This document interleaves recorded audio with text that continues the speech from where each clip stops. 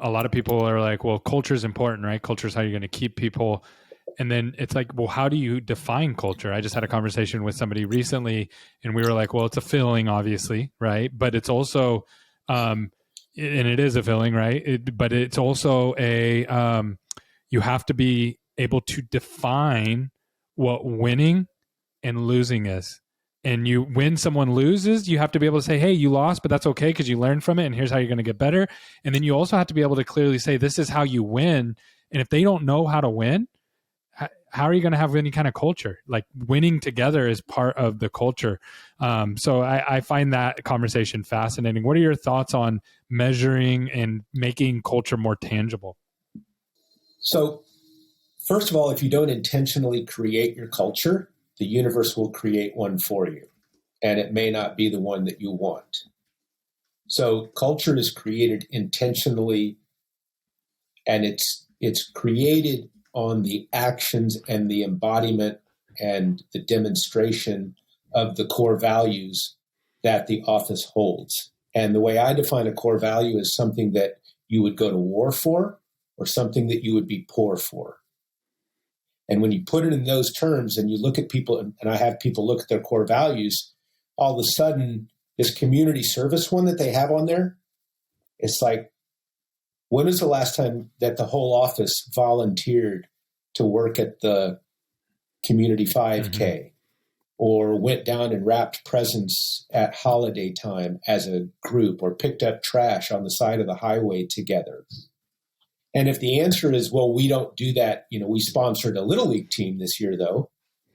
It's like, well, that's marketing. That's not community service. You're 100% right. I love that. So let's take that. And I'm not trying to make people feel badly. I'm just trying to get them to recognize that may be an aspirational value, but it's not really a core value. So if I were opening an office right now, one of my core values would be for every employee every day to evaluate where their potential growth opportunity is for that day. So daily growth. I would go to war for daily growth. Daily growth. Now, the other thing that you said, which is really interesting, is knowing when you're winning and knowing when you're failing. It's like, okay, I get it. Home run is more appealing than a strikeout. But aren't they basically the same imposter? One is just a point in the line on the way to the other one, if you will. And I don't think that hitters really think that strikeouts are failures. I think that fans think that strikeouts are failures. But the hitter recognizes that it's an opportunity for the next time they get up to bat to actually hit the home run. So I think that success makes us feel smarter than we are, and failure makes us feel stupider than we are. And really, we should just treat those two imposters as equals and understand and try, if we can, to enjoy the process each day rather than get too consumed with what the outcome is going to be. I really like the way you... Because that's happiness, right? I mean, that's happiness, is being able to walk away from that day that wasn't so great and be able to say, but... So when I told you I was in real estate for a while, right? So one of the disciples in real estate is this guy named Tommy Hopkins. Tommy Hopkins used to tell us you had to knock on 100 doors before someone would say, yeah, I want to buy a house. So each time you got that door slammed in your face, you were just like, great, that's another rejection that makes me closer to my ultimate goal.